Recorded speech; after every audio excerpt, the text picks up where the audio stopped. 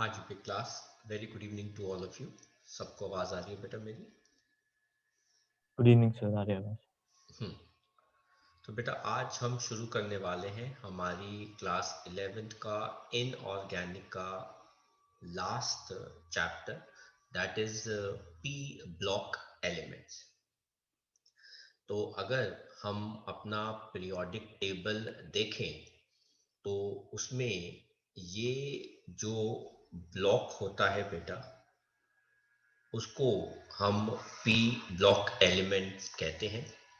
और P block elements को define कैसे करते हैं? If during electronic configuration last electron enters p orbital of last shell, मतलब किसके अंदर? np में, then element belongs to p block. Element belongs to p block. इस ग्रुप की जनरल इलेक्ट्रॉनिक कॉन्फ़िगरेशन जो है वो क्या होती है? ns2 np1 से लेके 6। ये है इस ग्रुप की जनरल इलेक्ट्रॉनिक कॉन्फ़िगरेशन। लेकिन इस ब्लॉक में एक एक्सेप्शन है। क्या मुझे कोई बच्चा बता सकता है कि कौन एक्सेप्शन है इस ब्लॉक के अंदर? ऐसा कौन सा एलिमेंट है? Very good, that is the noble gas. वो क्या है? हीलियम। ये वाली जो नोबल गैस है वो है दैट इज हीलियम। क्योंकि हीलियम का एटॉमिक नंबर 2 है तो कॉन्फ़िगरेशन इज 1s2, तो it is suppose to be in s orbital. पर प्रॉपर्टीज इसकी सारी नोबल गैस के जैसी हैं, इसलिए it belongs to noble gas, that is p block. अब इसके अंदर भी हमारे कौन कौन से ग्रुप्स हैं जो हमने स्टडी करने हैं? वो है 13th ग्रुप, जिसकी जनरल कॉन्फ़िगरेशन क्या होगी? ns2np1। और जो हमारे कोर्स में दूसरा ग्रुप है दैट इज 14th ग्रुप, जिसकी जनरल कॉन्फ़िगरेशन क्या होगी? ns2np2। 15th 16th 17th और 18th ग्रुप या जीरो ग्रुप हम क्लास 12th में स्टडी करेंगे। तो आपको ये डेफिनेशन कॉपी करनी है तो आप कॉपी कर सकते हैं। इस पी ब्लॉक के अंदर total in P block there are total of 6 groups. Sir 6 groups क्यों होते हैं?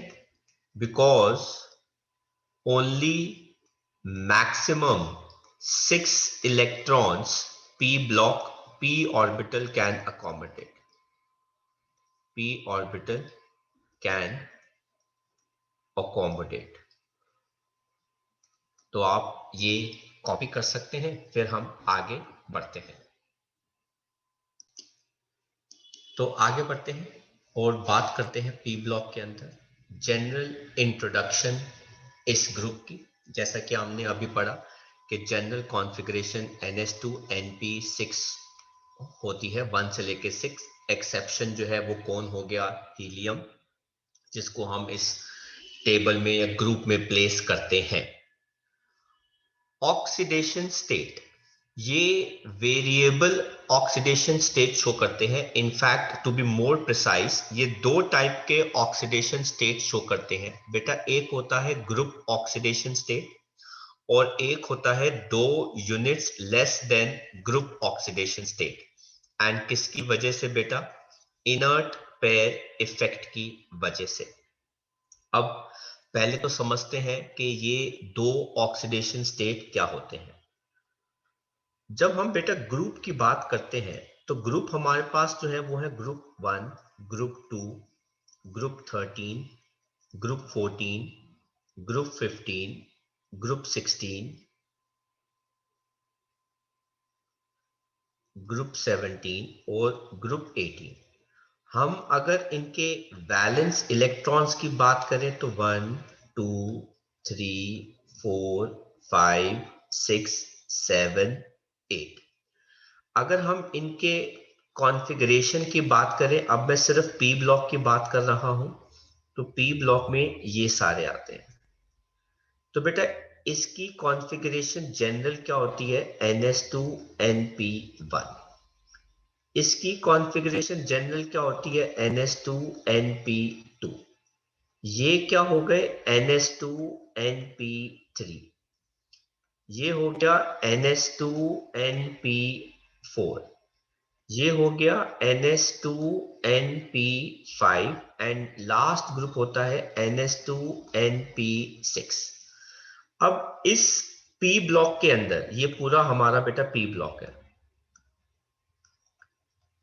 इस P ब्लॉक के अंदर भी हमारे कोर्स में दो ही ग्रुप्स हैं बेटा, वो कौन से हैं, ग्रुप 13 और ग्रुप 14।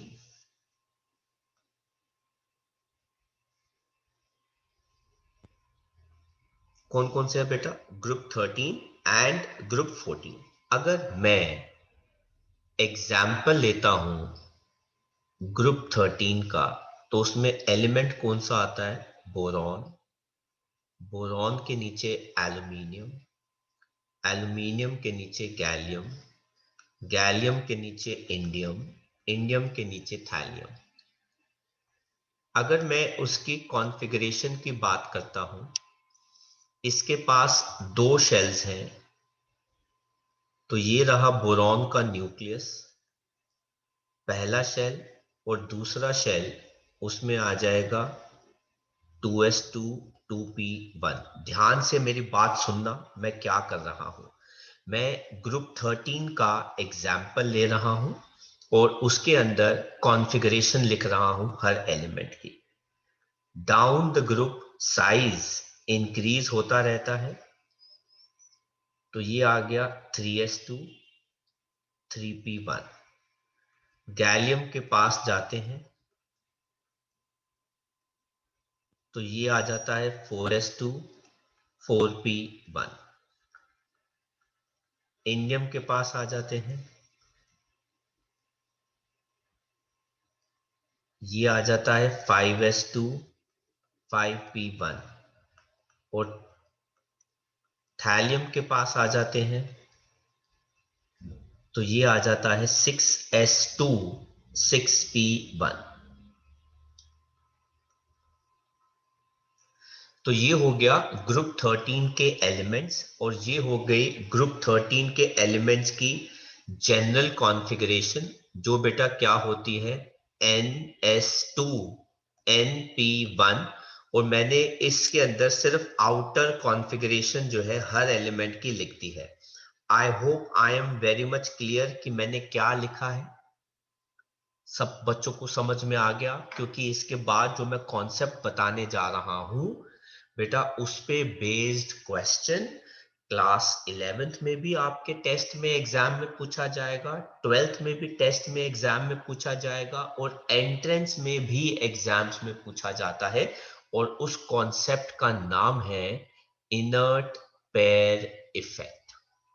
इसको हम शॉर्ट फॉर्म में कहेंगे IPE। And I can bet you, I can challenge you कि इस पे बेस्ड क्वेश्चन आपके टेस्ट में जरूर आएगा। तो इनर्ट पेयर इफेक्ट समझाने के लिए मैंने पी ब्लॉक में अभी सिर्फ ग्रुप 13 का एग्जाम्पल लिया है। और वो कहते हैं कि जो पी ब्लॉक के एलिमेंट हैं वो दो टाइप के ऑक्सीडेशन स्टेट शो करते हैं। एक होता है ग्रुप ऑक्सीडेशन स्टेट, तो उसको मैं शॉर्ट में यहां पे क्या लिख रहा हूं, that is group oxidation state. अब ग्रुप ऑक्सीडेशन स्टेट क्या होता है, वो कहते हैं कि भाई उसका ग्रुप नंबर क्या है, 13, बैलेंस इलेक्ट्रॉन बेटा कितने हैं, 3, तो 3 आएगा। 14 का क्या हो जाएगा, 4, 15 का क्या हो जाएगा, 5, 16 का क्या हो जाएगा, 6 एंड सो। आगे मैं बात नहीं कर रहा बेटा, ये तो वैसे ही 0 होता है, तो नोबल गैसेस है, इनकी तो बात ही मत करो। आइडली वो कहना चाहते हैं कि इसका भी कितना आ सकता है 7। तो ग्रुप ऑक्सीडेशन स्टेट के अंदर हम ये देखते हैं कि लास्ट शेल के दोनों इलेक्ट्रॉन्स पार्टिसिपेट करते हैं। लास्ट शेल कौन सा है? 2। 2 में हमारे पास 2s भी है और 2p भी है, तो 2 + 1 कितना हो गया? 3। एल्यूमिनियम क्या है? 2 1, तो 2 + 1 कितना हो गया? 3। तो ग्रुप ऑक्सीडेशन स्टेट में जो भी उनके वैलेंस इलेक्ट्रॉन्स होते हैं वही उनका ऑक्सीडेशन स्टेट होता है। तो 13 के लिए बेटा 3 आ रहा है, बोरॉन 3 शो करेगा, एल्यूमिनियम भी 3 शो करेगा, गैलियम 3 शो कर रहा है, एंड सो ऑन। इसे कहते हैं ग्रुप ऑक्सीडेशन स्टेट। और दूसरा होता है 2 units less than group oxidation state. अब ये क्या होता है? अब मेरी बात सुनो। बोरॉन का साइज छोटा होता है, तो न्यूक्लियस के पास ही सेकंड शेल होता है, इसीलिए न्यूक्लियस ने पूरे शेल को अच्छे से पकड़ के रखा है। इसलिए इलेक्ट्रॉन ये वाला और ये वाला दोनों पार्टिसिपेट करते हैं। एल्यूमिनियम का साइज भी कुछ खास बड़ा नहीं होता, 3 शेल्स होते हैं। न्यूक्लियस एल्यूमिनियम का लास्ट शेल को अच्छे से होल्ड करके रखता है, इसलिए 2 इलेक्ट्रॉन s के और 1 इलेक्ट्रॉन p का, कुल मिला के 3 इलेक्ट्रॉन पार्टिसिपेट करते हैं। लेकिन नीचे जाते जाते जैसे जैसे साइज बढ़ता रहता है, लास्ट शेल दूर होता रहता है। तो न्यूक्लियस लास्ट शेल को पूरे को तो अच्छे से नहीं पकड़ पाता, लेकिन s ऑर्बिटल के इलेक्ट्रॉन्स को वो पकड़ लेता है, मतलब उनको वो अट्रैक्ट करता है, उनके ऊपर उसका फोर्स ऑफ अट्रैक्शन आता है, उनके ऊपर उसका इफेक्टिव न्यूक्लियर चार्ज आता है। तो कौन सा इलेक्ट्रॉन निकालना आसान है? कौन जवाब देगा?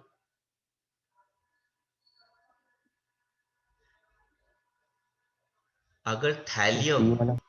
वेरी गुड, अगर थैलियम लास्ट शेल के 6s के इलेक्ट्रॉन्स को अच्छे से पकड़ के बैठा है, तो बेटा सिर्फ ये वाला इलेक्ट्रॉन निकालना आसान है, इसीलिए वो 2 यूनिट्स लेस, मतलब ग्रुप 3 में से 2 यूनिट्स कम कर दो, ग्रुप ऑक्सीडेशन स्टेट -2 कम कर दो, तो दूसरा आता है 1।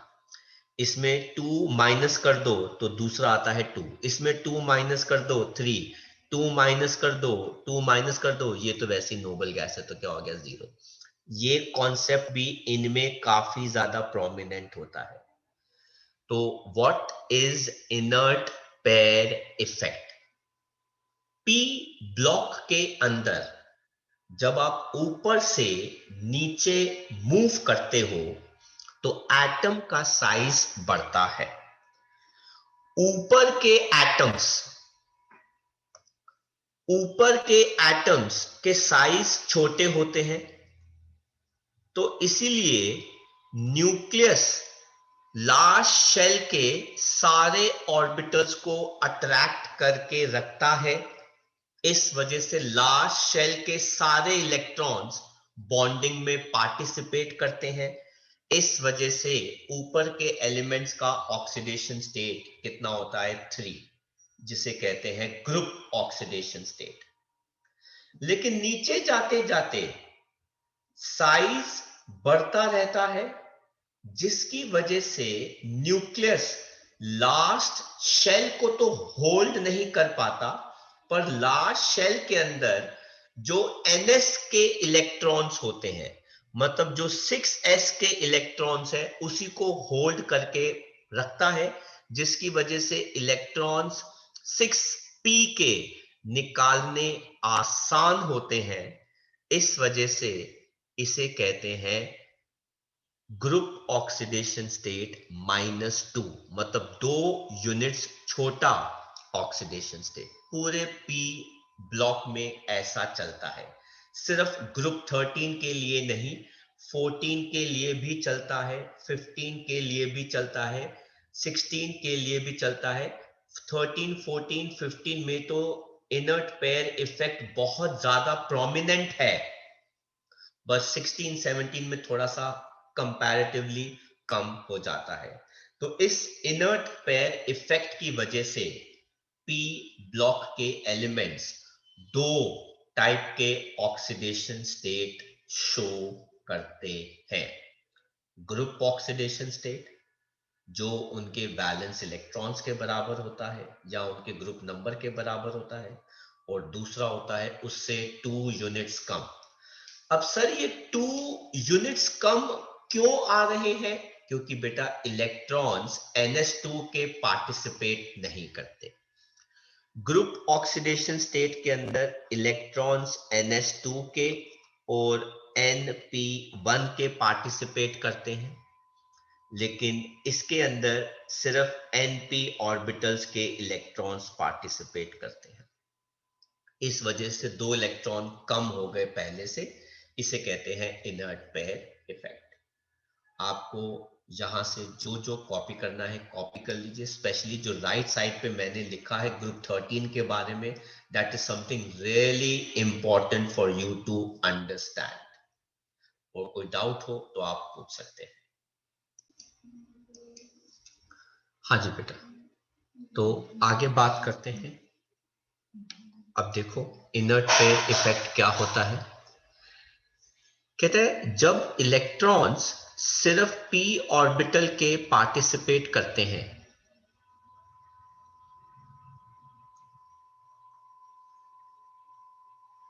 सिर्फ p ऑर्बिटल के पार्टिसिपेट करते हैं तो छोटा ऑक्सीडेशन स्टेट आता है। क्या आता है? Lower oxidation state. लेकिन जब इलेक्ट्रॉन्स s और p दोनों ऑर्बिटल के पार्टिसिपेट करते हैं तो उसको ग्रुप ऑक्सीडेशन स्टेट कहते हैं, जो क्या होता है? हायर।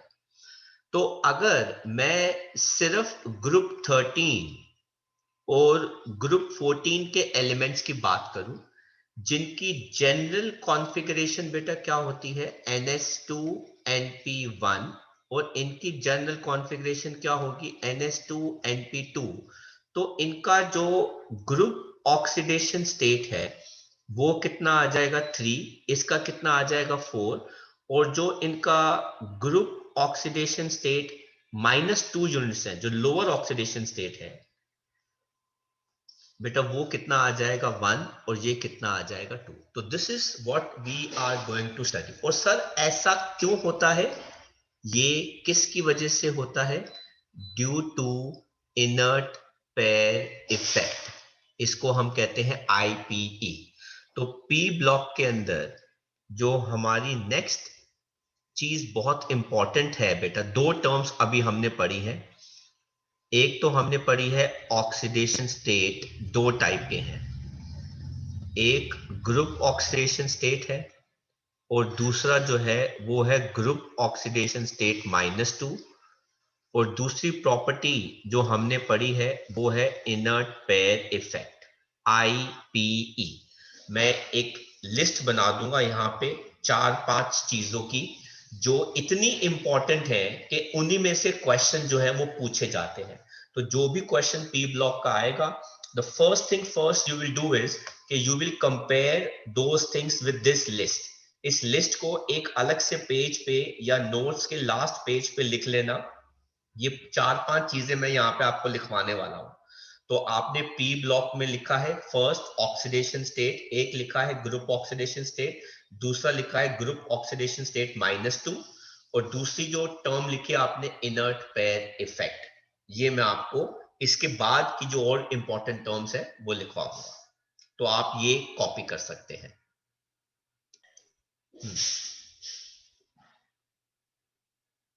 तो जैसा कि हमने अभी पढ़ा बेटा कि कहते हैं कि पी ब्लॉक के अंदर जैसे जैसे हम नीचे मूव करते रहते हैं साइज बढ़ता रहता है, जिसकी वजह से p ऑर्बिटल न्यूक्लियस से और s ऑर्बिटल से दूर होता रहता है। तो न्यूक्लियस s ऑर्बिटल को स्ट्रांगली होल्ड कर पाता है।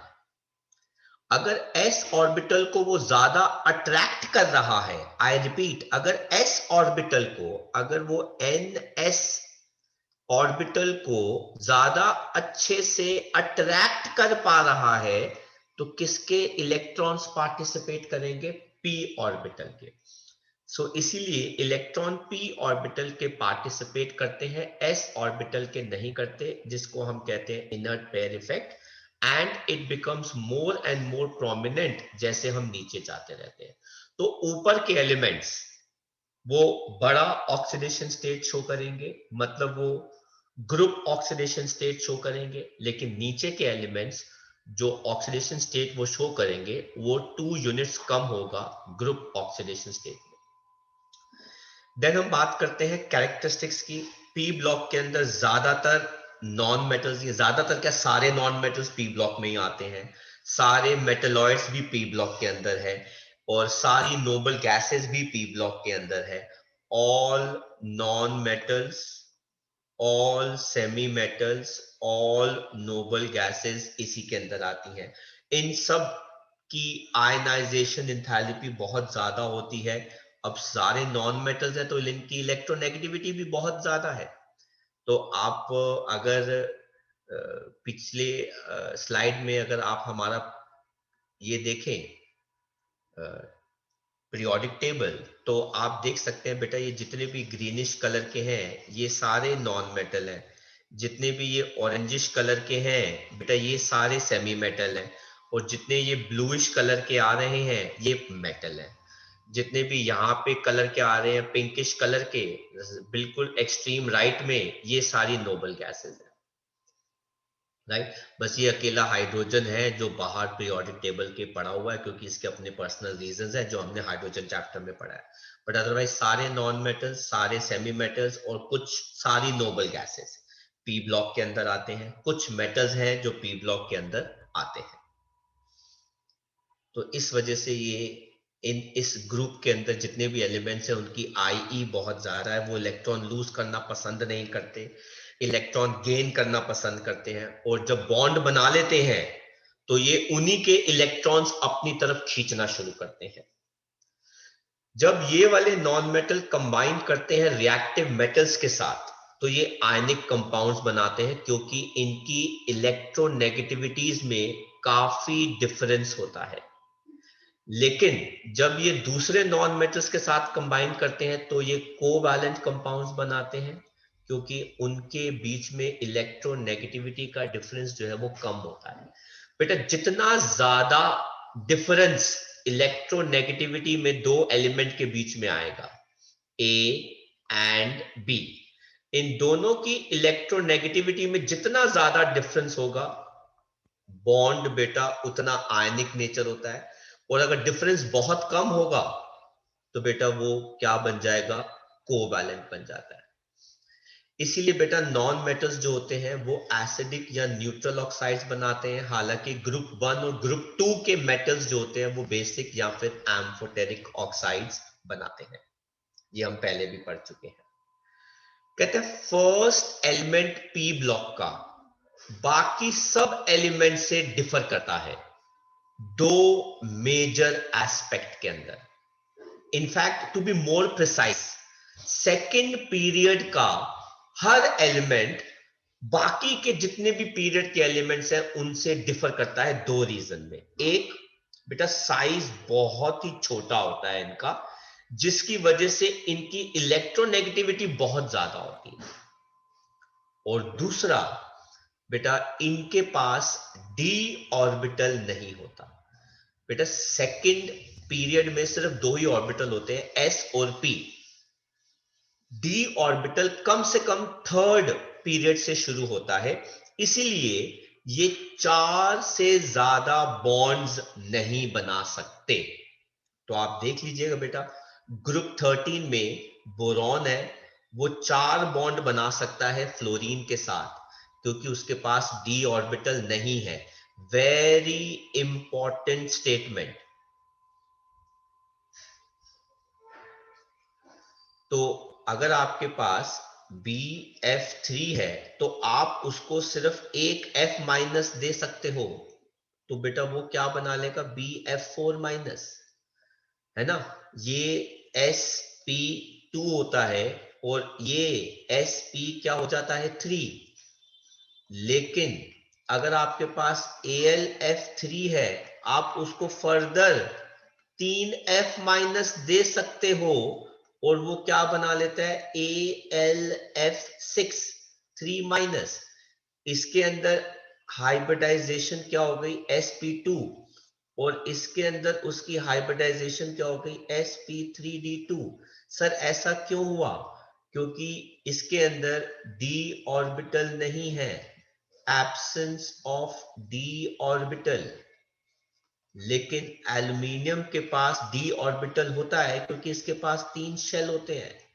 प्रेजेंस ऑफ d ऑर्बिटल, क्योंकि वो खाली पड़ा हुआ है, प्रेजेंस ऑफ d ऑर्बिटल। तो अगर आपके पास d ऑर्बिटल नहीं है तो आप 4 से ज्यादा बॉन्ड नहीं बना सकते।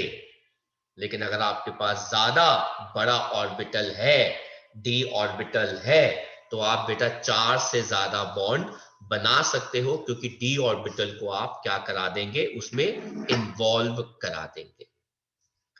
तो आप बेटा कॉपी कर लीजिए, फिर मैं आपको आगे समझाता हूं। नेक्स्ट देखते हैं बेटा। तो उस लिस्ट में जहां पे बेटा अभी हमने लिस्ट बनाई थी और 2 पॉइंट्स लिखे थे, तीसरा पॉइंट उसमें लिखिए एब्सेंस या फिर प्रेजेंस ऑफ डी ऑर्बिटल। जो तीसरा चीज आपको देखनी है बेटा वो है एब्सेंस या फिर प्रेजेंस ऑफ डी ऑर्बिटल।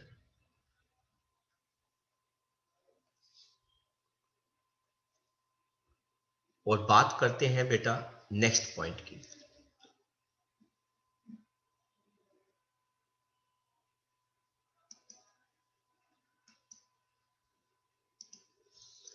कहते हैं जो पहला मेंबर है इस पी ब्लॉक का, वो पी पाई मल्टीपल बॉन्डिंग शो कर सकता है।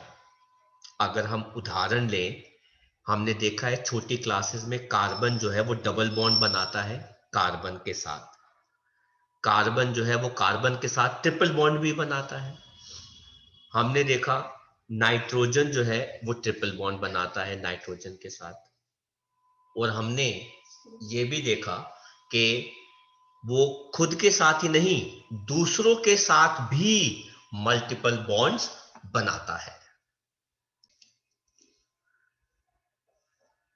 तो ये वाले जो एलिमेंट्स हैं बेटा, ठीक है, स्पेशली कार्बन जो ग्रुप 14 का है, ठीक है, जिसके बारे में हम अगले उसमें बात करेंगे, ये मल्टीपल बॉन्डिंग शो करता है बेटा। मल्टीपल बॉन्डिंग जैसा कि हमने पहले बात करी, सिंगल बॉन्ड तो सारे ही बनाएंगे, लेकिन कुछ एलिमेंट डबल बॉन्ड भी बना सकते हैं, कुछ एलिमेंट ट्रिपल बॉन्ड भी बना सकते हैं, और ये एलिमेंट्स खुद के साथ भी बना सकते हैं और दूसरों के साथ भी बना सकते हैं। लेकिन जो नीचे के एलिमेंट्स हैं जिनके मासेस ज्यादा हैं उनको हम हैवियर एलिमेंट्स कहते हैं। अच्छा, उनके पास तो बेटा डी ऑर्बिटल भी होता है, तो वो पी पाई के बजाय डी पाई या डी पाई मल्टीपल बॉन्डिंग भी बनाते हैं। अब पहले हम समझते हैं कि बेटा ये पी पाई क्या होता है। देखो बेटा, कार्बन सिंगल बॉन्ड कार्बन के साथ बनाता है जिसको बेटा हम कहते हैं सिग्मा बॉन्ड। तो पहला बॉन्ड जब भी बनता है उसको हम क्या कहते हैं, सिग्मा बॉन्ड कहते हैं। लेकिन जब कार्बन दूसरा बॉन्ड बनाता है बेटा, उसे कहते हैं हम पाई बॉन्ड।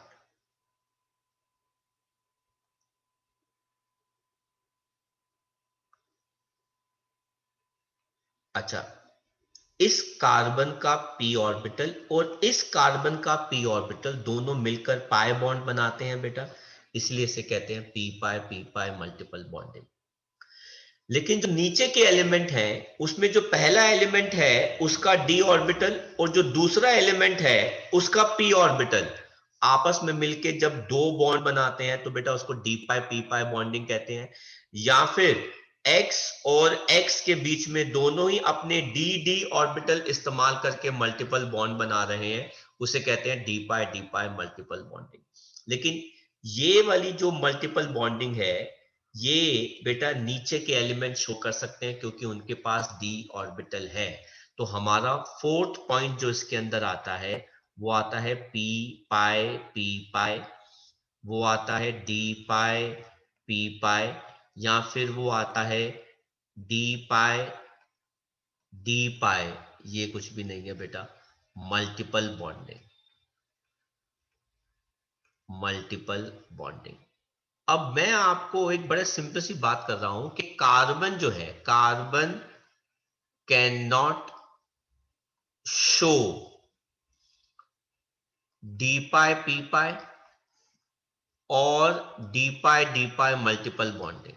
कार्बन जो है वो ये शो नहीं कर सकता। क्या मुझे कोई रीजन बता सकता है क्यों?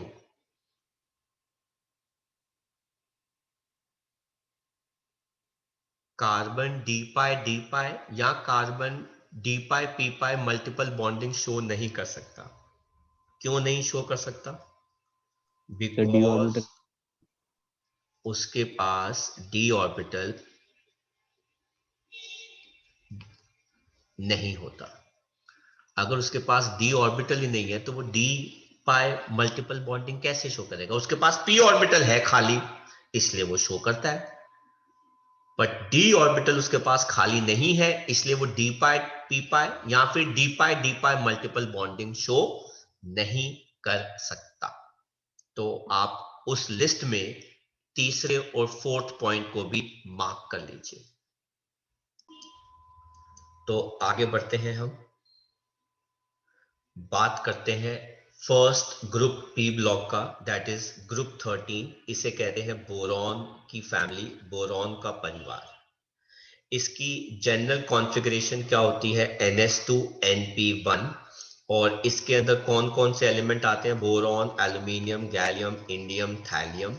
आप देख सकते हैं जनरल कॉन्फ़िगरेशन क्या है? 2s1 2p1 3s2 3p2 4s2 4p1 5s2 5p1 6s2 6p1। तो डाउन द ग्रुप अगर आप देखें, मेटालिक कैरेक्टर इंक्रीज कर रहा है, नॉन मेटालिक कैरेक्टर क्या कर रहा है बेटा? डिक्रीज कर रहा है।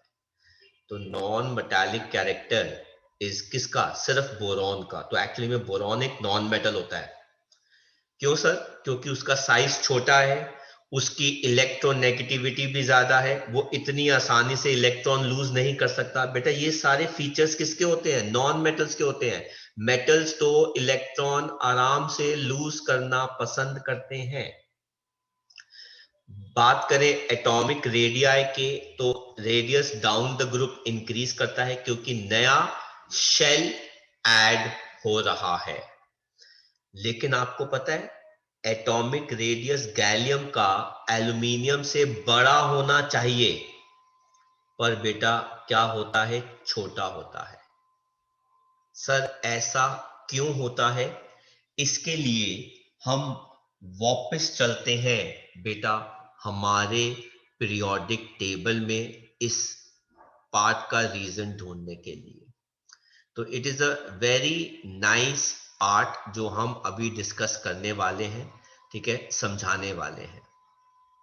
इसका एक क्वेश्चन आपने फोर्थ चैप्टर में भी पढ़ा था, क्लासिफिकेशन ऑफ एलिमेंट में, जो आयनाइजेशन एंथैल्पी पे बेस्ड था।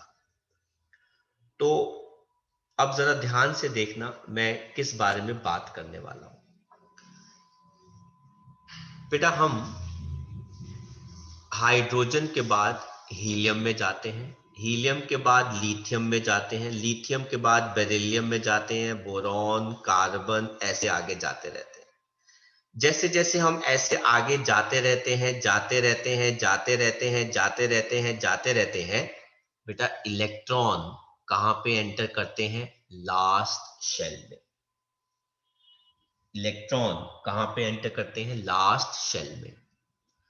बेटा till calcium electron enters last shell. Electron enters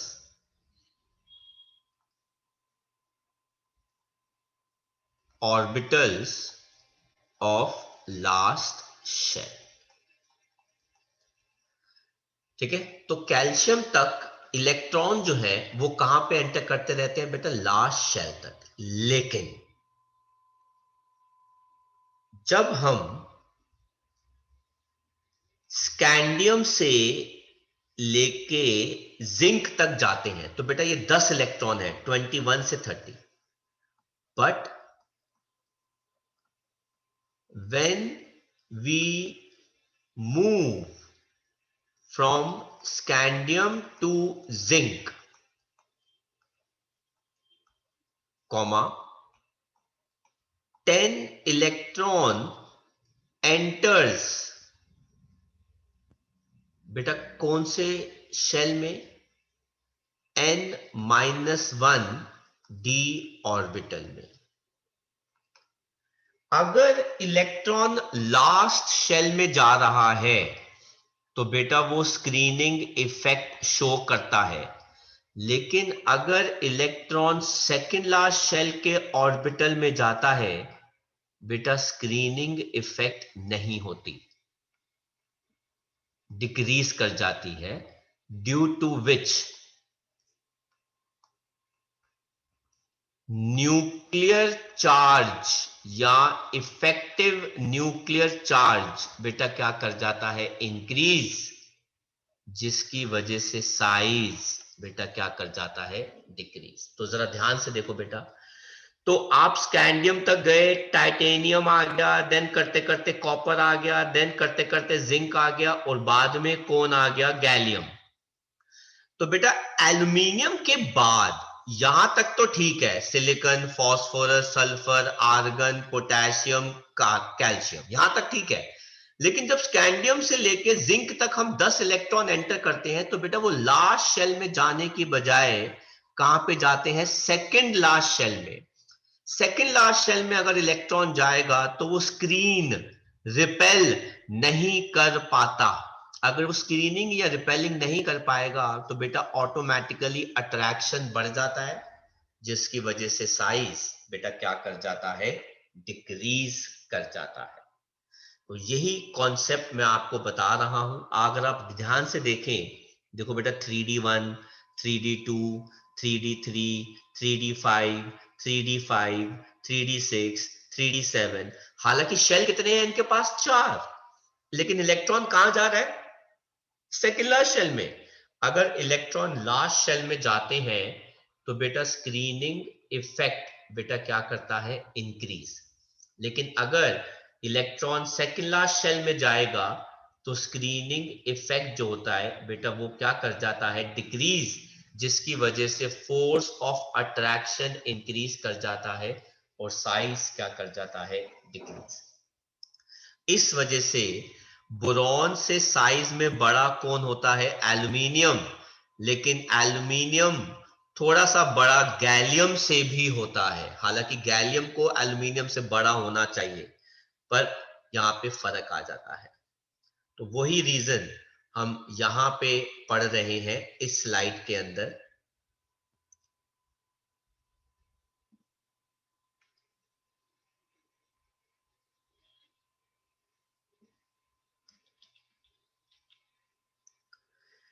कहते हैं it is because presence of 10 electrons D orbital के अंदर, कौन से ऑर्बिटल में, n-1 के डी ऑर्बिटल में, गैलियम के अंदर वो पुअर शील्डिंग इफेक्ट, मतलब क्या शो करते हैं, पुअर रिपल्शन आउटर शेल को, जिसकी वजह से न्यूक्लियर चार्ज या इफेक्टिव न्यूक्लियर चार्ज इंक्रीज कर जाता है और साइज क्या कर जाता है, डिक्रीज। वेरी नाइस स्टेटमेंट कि गैलियम का साइज एल्यूमिनियम से बड़ा होना चाहिए, पर होता नहीं है। क्यों, due to poor shielding effect of 10 electrons in n-1। Answer क्या है बेटा, ड्यू टू पुअर शील्डिंग और स्क्रीनिंग इफेक्ट, शील्डिंग और screening effect of 10 electrons in n-1 d orbital और 3d10 electrons का poor shielding effect. So this is what is one marker and it is very very important. आप copy कर सकते हैं आपको जो भी पसंद है, फिर हम आगे बढ़ते हैं.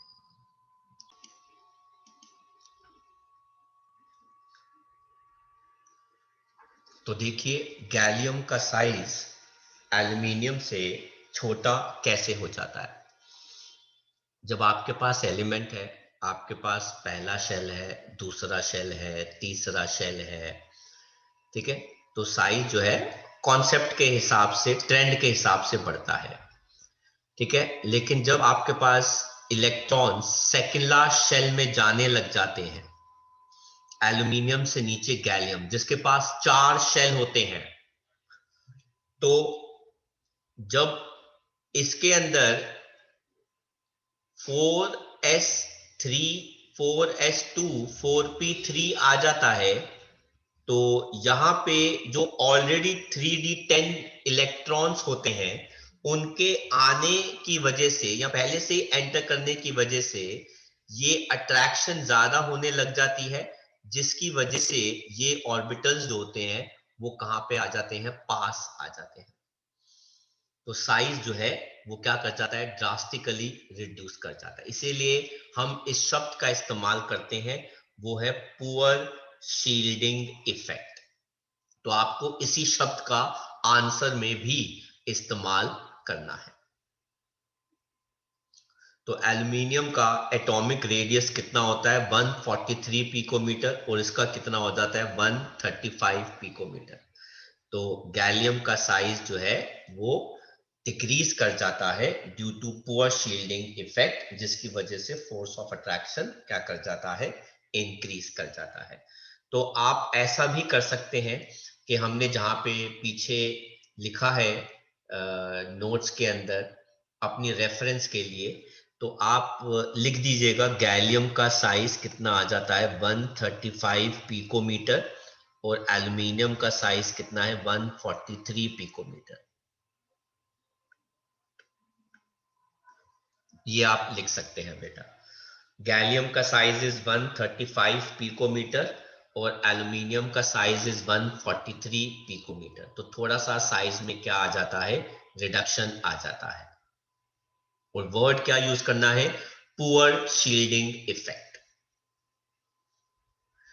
देन हम बात करते हैं आयोनाइजेशन एंथैल्पी की. भाई जिसका साइज छोटा होगा उसकी आयोनाइजेशन एंथैल्पी ज्यादा होगी, साइज छोटा तो आयोनाइजेशन एंथैल्पी ज्यादा. इसलिए बोरॉन की आयोनाइजेशन एंथैल्पी काफी ज्यादा है as compare to thallium, then gallium and then indium, क्योंकि गैलियम का साइज छोटा होता है ना, इस वजह से ये ट्रेंड आता है. तो आप देखो बोरॉन कि आईई एल्यूमिनियम से ज्यादा है. सर क्यों, क्योंकि बेटा बोरॉन से एल्यूमिनियम साइज क्या कर रहा है, इंक्रीज.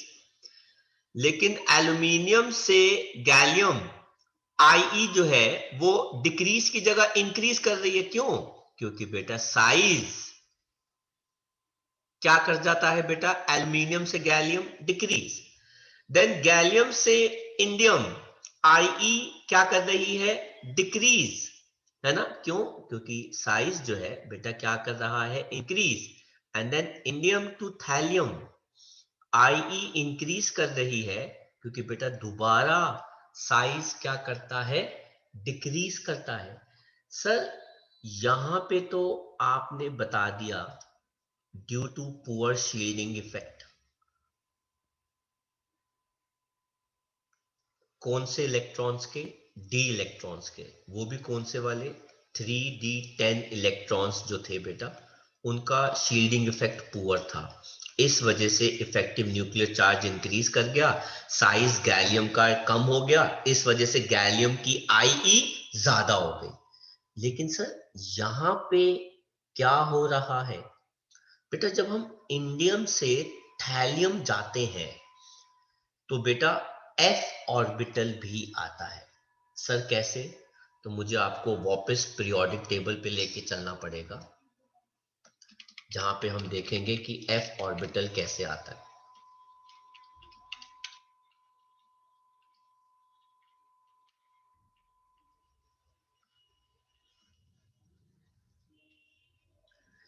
ये देखिए बेटा, अब आप इंडियम पे हैं, यहां पर आप ध्यान दीजिए बेटा, इधर आप इंडियम पे हैं, इंडियम से आप आगे गए, tin, antimony, tellurium, iodine, xenon, caesium, barium, और बाद में कौन आ गया बेटा, लैंथेनम। लैंथेनम के बाद तो आप सीधा इधर आ गए, ये तो N-2, मतलब ये तो सेकंड लास्ट शेल का भी थर्ड लास्ट शेल निकल आया। एल्यूमिनियम से गैलियम में तो N-1d ऑर्बिटल आता था, सेकंड लास्ट शेल आता था, इसे कहते हैं सेकंड लास्ट शेल। उसके अंदर भी क्या था, 3d10 इलेक्ट्रॉन्स। लेकिन जब आप इंडियम से थैलियम जाते हैं तो बेटा N-2f ऑर्बिटल आता है, जिसके अंदर 14 इलेक्ट्रॉन होते हैं। और ये कौन सा वाला ऑर्बिटल होता है, ये होता है 4f14 इलेक्ट्रॉन्स। और ये कौन सा शेल है, थर्ड लास्ट शेल। भाई अगर second last shell shows poor shielding effect, तो बेटा third last shell will show very poor shielding effect, जिसकी वजह से फोर्स ऑफ अट्रैक्शन बहुत ज्यादा इंक्रीज कर जाता है। अगर पुअर शील्डिंग इफेक्ट में इफेक्टिव न्यूक्लियर चार्ज इंक्रीज कर जाता है और साइज डिक्रीज कर जाता है, तो वेरी पुअर शील्डिंग इफेक्ट में तो इफेक्टिव न्यूक्लियर चार्ज बहुत ज्यादा इंक्रीज करेगा और साइज बहुत ज्यादा डिक्रीज करता है। तो वही दोनों का रीजन सेम है, पर फर्क ये है कि वहां पे सेकंड लास्ट शेल शो कर रहा है और इंडियम से थैलियम पर थर्ड लास्ट शेल शो करता है पुअर शील्डिंग इफेक्ट। तो वही शब्द है, पर ऑर्बिटल अलग है, शेल जो है वो अलग आ रहा है। आंसर दोनों केसेस में वही है, पुअर शील्डिंग इफेक्ट, पर शेल और ऑर्बिटल दोनों केस में अलग है। तो ये देखो बेटा, यहां पर due to inert pair effect and poor shielding effect of D and F electrons increases effective nuclear charge, यहां पे कॉमा आएगा और आप इसमें लिख सकते हैं 4f के 14 इलेक्ट्रॉन्स। यहां पे कौन था बेटा, इलेक्ट्रॉन्स इन N-1d, मतलब सेकंड लास्ट शेल। और यहां पे कौन है, इलेक्ट्रॉन्स इन N-2f ऑर्बिटल, किसके, ऑफ थर्ड लास्ट शेल। इसीलिए IE का ट्रेंड इतना ज्यादा डिफर कर रहा है। अगर हम बात करते हैं next property, that is electronegativity की, तो बोरॉन से एल्यूमिनियम इलेक्ट्रोनेगेटिविटी कम होती है क्योंकि साइज बढ़ रहा है। हालांकि साइज इसके बाद भी इंक्रीज करता है, लेकिन इलेक्ट्रोनेगेटिविटी इंक्रीज करती है क्योंकि आप जानते हैं कि इफेक्टिव न्यूक्लियर चार्ज बढ़ रहा है, क्योंकि शील्डिंग इफेक्ट डी इलेक्ट्रॉन्स का कम हो रहा है। तो कोई जनरल ट्रेंड हम नहीं पढ़ रहे इसके अंदर। तो आपको कुछ कॉपी करना हो तो आप कॉपी कर सकते हैं। Yes sir. नेक्स्ट आता है बेटा फिजिकल प्रॉपर्टी। कहते हैं बोरॉन नॉन मेटल है, हार्ड है, ब्लैक कलर का सॉलिड होता है, इसके एलोट्रोप्स भी होते हैं, इसके आइसोटोप्स भी हैं। एक है B10 जो नेचर में 19% होता है, दूसरा B11 जो 81% होता है। इसका मेल्टिंग पॉइंट काफी ज्यादा होता है क्योंकि ये क्रिस्टल लैटिस के अंदर स्ट्रांगली पैक्ड होता है। लेकिन बाकी के जो एलिमेंट्स है वो सॉफ्ट है, उनके मेल्टिंग पॉइंट कम है, उनकी करंट कैरी करने की क्षमता ज्यादा है। गैलियम एक ऐसा एलिमेंट है जो सर्दियों में सॉलिड्स रहता है लेकिन गर्मियों में क्या हो जाता है, लिक्विड हो जाता है, जिसके बारे में आप जानते हैं। बात करें डेंसिटी की तो it increases down the group, क्योंकि बेटा नीचे जाते जाते मास इंक्रीज कर रहा है और कुछ के तो साइज बेटा क्या कर रहे हैं, डिक्रीज, है ना। तो due to increase in the atomic size which outweighs the effect of increased atomic, due to increase in atomic mass होना चाहिए बेटा, ये वर्ड मिसिंग है, गलत है, due to increase in atomic mass which outweighs the effect of increased atomic size. तो correction कर लीजिएगा। तो हम बात करते हैं केमिकल प्रॉपर्टीज की। पहली केमिकल प्रॉपर्टी आती है ऑक्सीडेशन स्टेट, हम पढ़ चुके हैं। ग्रुप 13 का जो कॉमन ऑक्सीडेशन स्टेट है +3, लेकिन बोरॉन +3 मतलब बोरॉन 3 पॉजिटिव कैटायन नहीं बना सकता, क्योंकि उस केस में आपको 3 बार IE लगानी पड़ेगी, जो बहुत ज्यादा है, क्योंकि इसका साइज बहुत स्मॉल है, इसीलिए ये 3 इलेक्ट्रॉन शेयर करता है। मतलब बोरॉन ऐसे एग्जिस्ट कर सकता है, पर आप उसका कैटायन बना दो वो पॉसिबल नहीं है।